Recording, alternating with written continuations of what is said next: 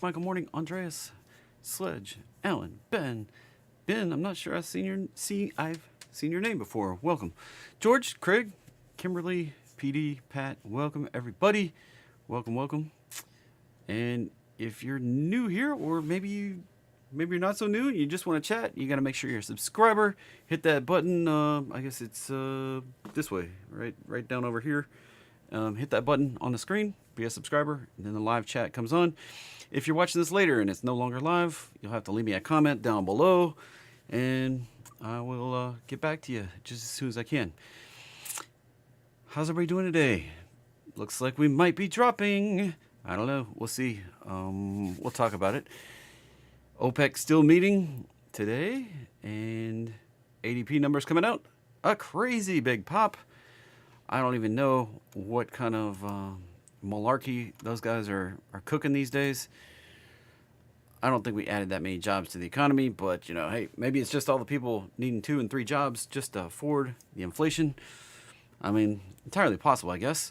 So, all right. We will get going here. So let me throw this over here. All trading involves a substantial risk of loss. All right. Don't play this game if you don't have money to lose, because past performance is not necessarily indicative of future results. I may be full of crap. Anything I've said in the past may never come true again. All my patterns may never work again. It's unlikely because it's the patterns we use in our subconscious. So this presentation here, intended to be informational, educational, and fun, is not a recommendation to buy or sell anything. All right, don't buy anything from me. Don't buy anything from any other purported guru out here hawking this crap. Certainly don't buy any financial instruments. Don't trade. You're likely to lose money. The statistics say 90-something% of all traders lose money. If you desire personal financial advice, you need to hire and consult a financial advisor. Has a fiduciary duty to take care of you, and most of the time lately it's like robo-advisors. It's not even like real people. It's just AI craziness. Anyway, Ray, good morning. Maurizio, morning everybody. So upright, mobile, semi-lucid, typical day. Yeah. Hey, any day you're on the top side of the ground is a good day, right? Alrighty, moving on. So like I said, calendar here, we are in Thursday now. This unemployment claims and the ADP coming out, non-farm employment change. Some kind of crazy wicked pop. We were expecting 226 and got 497. Are you kidding me right now? Are you kidding me? This was a relatively big beat on this chart. Gotta get my chart fixed here. There we go. Roll it back up. We were kind of on this downtrend, and then swoop, big beat. I'm not sure what that's all about, but all about. But hey, maybe it was honest. I don't know. Maybe we did actually add 500,000 jobs. I bet they revise it down in the coming weeks, and nobody ever says a dang thing about it. So we've been revising the past down, and I don't know. Feels cooked. Unemployment claims after the surprise pop, we're right back down, and came in line really. Expecting 247, got 248. I don't know. That's in line. Like I say, yeah, they'll adjust it. That's right, Valerie. We churn about 250,000 jobs. I mean, there's that many idiots out there that get fed up or do something stupid and get fired. I mean, just think about it. Think about all the kids out there. I mean, and kids can be well into their upper age numbers, experience levels. 40s, 50s. They can be there can be kid mentality in that age where they just get fed up and get fired, and we all probably know one of those people somewhere in our lives. Anyway, so unemployment claims just churn. I mean, I don't really see much there. Now we do have JOLTS jobs coming up, the openings, and ISM Services PMI coming out at 10 a.m. Those are likely to be some market movers here. So, what the heck? Come on. 9:20, so we got about 40 minutes. All sorts of alerts hitting my phone and then jumping onto my watch. Now, tomorrow we have average hourly earnings, non-farm employment change, unemployment rate, and that'll wrap up the week for this week. July 4th week, holiday week, weird week, 3 real open market days. 2 weird market open days where futures were open like half a day, and Monday, of course, equities were open half a day, or what they call a half day. It's like 9 to 1. Anyway, weird market week. I look forward to just regular old market weeks. So that's the news. And for stuff I brought this chart again, or graphic, and this was crude oil. This is just sales of crude oil right there. We mined, we sucked out of the ground $2.1 trillion worth of crude oil in 2022. Looking to be about the same this year. This is why OPEC matters so much. I mean, look at that compared to all the other minerals that we mine. Ridiculous amount of money involved in crude oil. And this isn't just like the value of investing in crude oil. This is like the sales of crude oil. So that's $2.1 trillion worth of business that happens. That's why it's big money, big business, and it drives a lot of things. Now we also have iron ore, gold, copper. I mean, and the bubbles keep getting smaller all the way down to lead. So our those minerals that we keep talking about, nickel, got to have them for the EV batteries, silver, molybdenum for the EVs. These are on down here, not huge numbers, and it takes a long time to develop these mines. So keep it in mind. Now, popping back up here to gold, it kind of segues into this chart right here. Now, gold price versus the U.S. debt. We're going to start back here in 1970, gold price versus the U.S. debt. And then we kind of popped and then went sideways into a point where U.S. debt exceeded the price of gold. All right. We're looking at the gold spot price versus total public debt. Then as debt started climbing, gold went on a rip. We got another one of those little peaks. Doesn't this look a lot like the Bitcoin chart? Got another one of those little peaks. And then we dropped again, and the debt caught up to us. And then the debt started ramping up, and gold prices started ramping up. We peaked out again in 2021, and then we got a kind of correction here. Debt is soaring, 31.4 trillion. It's probably even higher than that now, because we added another trillion after June 1st. Between June 1st and 30th, I think we added another $1 trillion to the public debt because we suspended a limit, whatever. And this number is, when you consider the unfunded liabilities, it's like $212 trillion, not 31 trillion. Anyway, gold prices, maybe not today, maybe not tomorrow, but they're going to catch up to this debt. It tends to track the debt. So really, this is devaluation of the dollar. Since we decoupled it off of, these things were tied together back here, and we decoupled it through executive order or whatever by the president, it's set to explode higher in U.S. dollar terms because of the inflation of the U.S. dollar. Really, it's, the U.S. dollars get to be worth nothing as they drop toward zero value. They're going to exponentially, gold is going to be worth exponentially more U.S. dollars. It's just the way it works. So, economics, maybe you get little tasters of economics class if you never took one in college or any of that stuff. So, maybe you don't remember. So this is the way gold's going to go down. It's going to go higher just because U.S. dollars are getting worth less in gold terms. So, opportunity in the gold market, but today it's dropping and not looking awesome when we go pop over and actually look at the gold market. So, pop back in here, grab the morning monster list, and we look at that gold number. Look at that. Ouch. Ouch, ouch, ouch. But it's not a lower low yet. I need to turn off this. So, not going lower. We're still holding a higher low. This can just pop out of here. Looking at it back on the daily chart. We're just back in the roadmap line. Right back in there. Fake breakout and right back down. This is why I was looking for the move up through 1950 area to go long. Fake out, we can always push lower. It can always go lower. Just remember. All right. Circling back to the S&P, potential rolling over here. Maybe this was a fake out. I mean, could be a fake breakout. We've said no.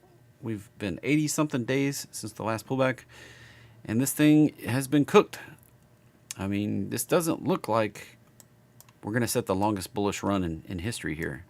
We've been going sideways for a couple years now, and we're right at this pullback zone from over here. We look at this right here. Look where we came up to. Look right there. We had a reaction there more than once. Once, twice.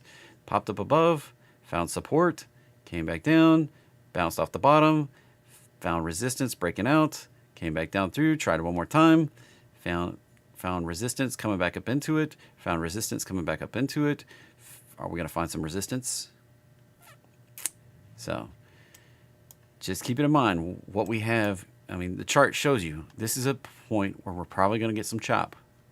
And pullback she might go, because when we look at the ES chart, look at that, baby. We are going down in a blaze of glory this morning.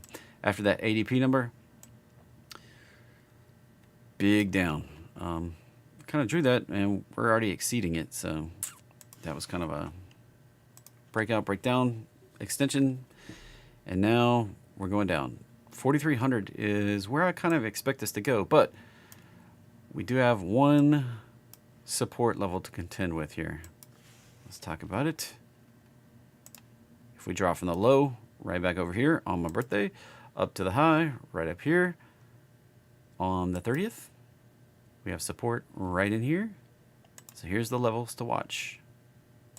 This is ES, this is the futures. So the actual spot S&P 500 index price, a little different. You notice the numbers for that not changing right now, but the numbers for this are. Futures are open, and the market will be in about 2 minutes. So right here, about 44.34. That's the first level support, 44.19. Second level support, we get below 44.19 with any kind of gusto. Don't just, we're not just talking a spike and reverse. We're talking about like getting several closes down in there and actually making some progress lower. That's the first indication that we're coming on down. Probably going to retest this low right over here at 43.70. These are futures numbers, not cash index numbers. They vary by a little bit. So that's the next level of support right down in here. This is what I'm watching today. These support levels, we start breaking this one, we're probably going on down to 4,300. Probably doing this. So this was probably a big corrective. Just made a marginal higher high. NQ was kind of the tell. We did not make a higher high on NQ. And this thing is probably going to go on down to test this zone down here. If we look at the first move down, the pull up and the extension, that would put us right down in the zone. Right down in here would be the target. All right. Can I please back up? Please come back around to the S&P at the end. I mean, I can. The ES is the S&P. I mean, it's the same. And we look at it on this scale, a 3%, a 5% pullback is down to 42.17. A 3% pullback puts us right around, there's the market open, gap down, and probably going to test the 30-minute roadmap line. We don't hold that, then probably coming down. There's the consolidation from a few days ago, and then a 5% pullback that everybody's kind of been talking about might take us down to around 42.30. Now the 50-day moving average hanging out right around 4,300. We may go test that at the minimum, and the daily roadmap line on down there.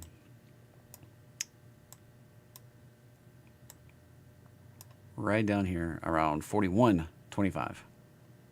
Could we do it? Sure we can. We left a missed monthly pivot from June hanging out at 41.50, so we could go test that very, very easily. I should flip this the other way so the The numbers are on the top and not on the bottom, since we're going down. All right. Now let's actually look at some stuff moving today. NQ support right there around 1460, 600-ish, and the bigger support down here around 12,400. Russell, looks like it's going to come back to the roadmap line, and potentially that was a lower high. Can easily come on down to this orange box at this point. Easily, easily, easily. Let's remove a couple lines off of here and clean it up just a little bit. We didn't get the breakout at this point. We could hold a 618 retrace of this, but it looks more likely we're going to go test that orange box. That's where the target is, 1790, right there. Right in that zone. All right, oil, just kind of chopping. Watch for the OPEC news. If they announce cuts or whatever, we may get a reaction. We're sitting on the upper side of the box, and we may see a pop. It may not get continuation. This was the last one we did right here. This guy, this big red one right over here, right there. That was the last OPEC meeting, and we dropped out. So if we get a pop, it may be an opportunity to short it. I don't play that way. It just may be an opportunity. Just point that out there. So if we get a drop, it may be an opportunity to go long, because we may reverse that also. Bitcoin was popping and got slammed right back down.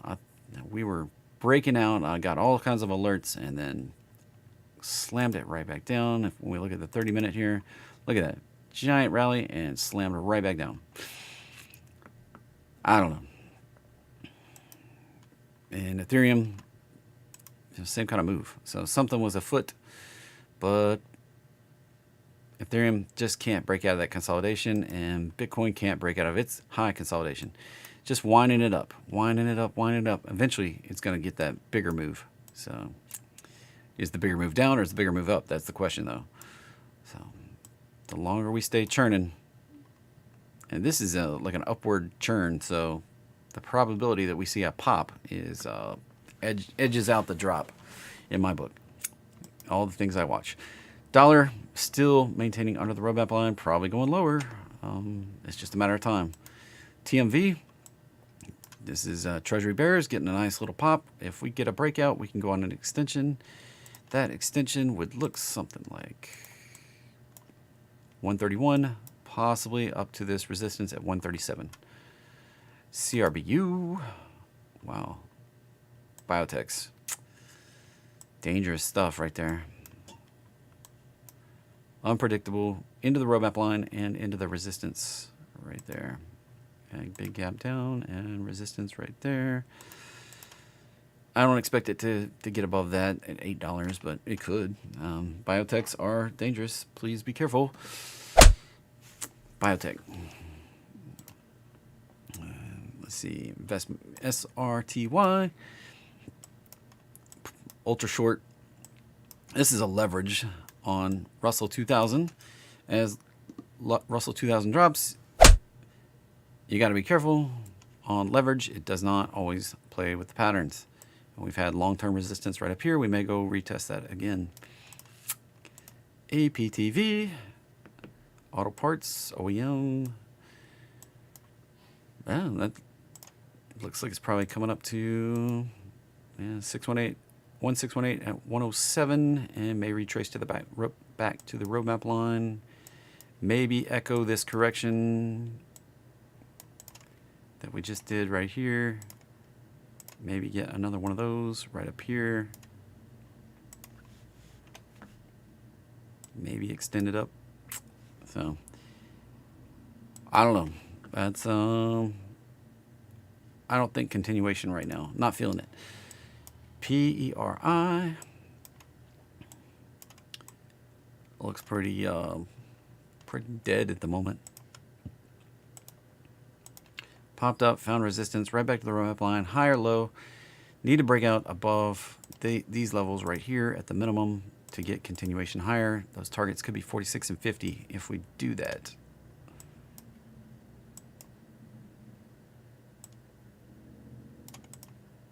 UVXY, this is just did a split, and it's like a 10-for-1 split is not bullish. That's going on down the toilet. VXX, same situation. These are decaying assets. I did make a bunch of money trading them in 2020, back during the COVID pop. What was the COVID pop in VIX? But get a VIX pop. That's something we haven't seen in a little while. I've been warning about that. SVXY may get that 15 to 20% pullback. So 15% would put it somewhere in this zone right around 73, and a 20% would take it back near the roadmap line, back down here around 70. And this would be the way I play. This one doesn't decay, and it had been right at 77 bars or 76 bars up to the top from the last pullback. So this was pushing the limit that we have seen since COVID. It's one of the longest periods without a correction. So we do these periodic 15 to 20% corrections, almost like clockwork, from the COVID drop here. This is an inverse VIX. So this one goes down when VIX goes up. Looking for that 15 to 20% correction, then we can load up for the recovery, because it will highly likely go back to that high and probably go higher. Highly, highly likely after we get down here.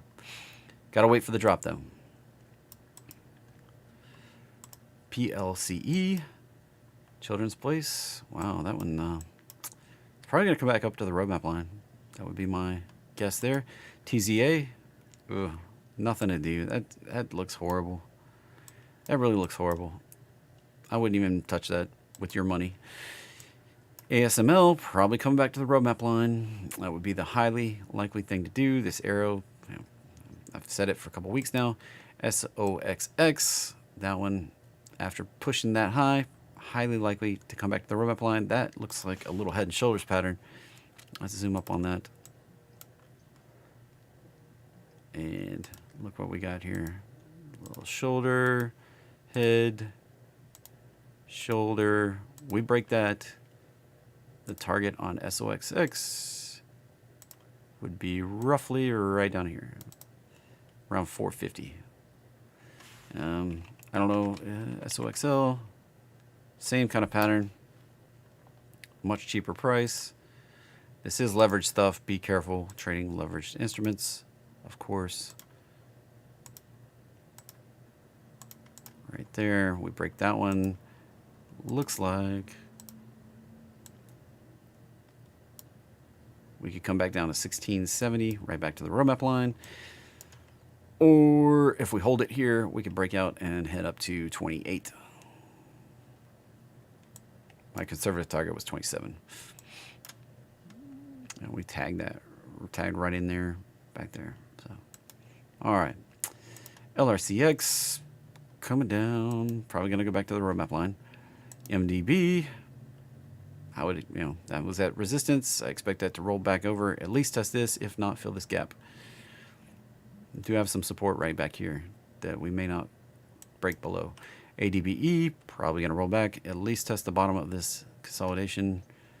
Netflix, probably going to get a churn back to the bottom of the box ahead of earnings, and then rally out of earnings. ALLR, I don't even know what's happening here. Looks like not really moving much. 53% down. Ouch. I guess it went down in a blaze of glory here. I don't even see the drop. But it's so small. Can't even get the scale the scale right here. Yeah, garbage. Did a split. You know what? 40 for 1 reverse splits are not bullish, and it's dropping on down. QQQ might get the correction that I've been looking for. This is just like S&P 500. Looking for this bigger drop here at this point. What kind of level? Well, if you can't do the math, that's okay. 41, basically divide NQ by 41. But this would take it down into this zone right in here, around 350. At the minimum, and we could come all the way down here to 324 area, right down in here, if we don't hold that area. There's kind of the two targets on the downside for QQQ. AXP looks like it's coming back to the roadmap line. Tesla, I expect that one to come back into the zone where I've long held a target around the 220, 230 area, 220, 230. Highly expect that one to come back and retest that zone. You might be like, JT, man, Tesla has been rocking it. Yes, it has, but everything retraces eventually. All right. I do hold a $500 target on this, and it's going to be longer term, and we got to get through, we got to work through breaking out of this trend line. We need to retrace it, break through it, retrace it, and test it from the top, and then we're set up to go to like 500. But right now, we're not quite there. All right. I am expecting a pullback in Tesla. Maybe like, but they're announcing record sales and blah, blah, blah, blah, blah. I don't care. Like, it's probably coming back to 220. All right. Be careful. SMCI, that was a lower high. The next leg can take this right back down. Right in here. 187 looks like the ideal target. Right in that zone. Maybe 200. 187. 165, 167, and then the roadmap line, wherever it comes up and meets us, you know, when we get there, could be all the way down to like 150. But be careful, chasing super micro. All right. Bias for the day. Kind of on the short side. Been looking for this correction for a long while now. I gave you the support zones on ES. Those are the places to watch. If you tuned in late, we'll zoom it back up and talk about it here. We've got this one right here coming up. Pull it on over where you can read the numbers. That's 44.34 at the top. These are the futures numbers. Just look up ES1 exclamation point or /ES in most platforms. And 44.19 down here. If you don't know how to pull this up, just pull up ES1 exclamation point right on TradingView. TradingView is free. You can use it. All right. It's absolutely free. Doesn't require you to pay a single cent to use this platform. And right down here, the lows from back here on my birthday, if we exceed that around 43.68, we're probably coming on down to at least 4,300. So there's your support levels. I'm kind of biased down, looking for this thing to take a dump. Get that 3% pullback. Then we can look long again. I am looking for this correction. I've been waiting for this correction. This was not big enough. We need a bigger one. We need to clear some people out. The S5FI was right up at 80. We need to rock this thing back down, recharge it. The NDFI, NASDAQ talks about the 50-day moving average. Need to get this thing back down, at least to the middle, so we can go higher again. All right. Be safe out there, everybody. The account you save may be your own. Remember, subscribe, hit the bell for notification. Give me a thumbs up while you're at it if you like the content today. And I'll see you tomorrow. Like, if YouTube thinks you'll watch it, you'll get a notification if you hit that bell with the doodads. And let's get it. If you want to come chat with me the rest of the day, links in the description. I'm in Discord. I'll see you guys.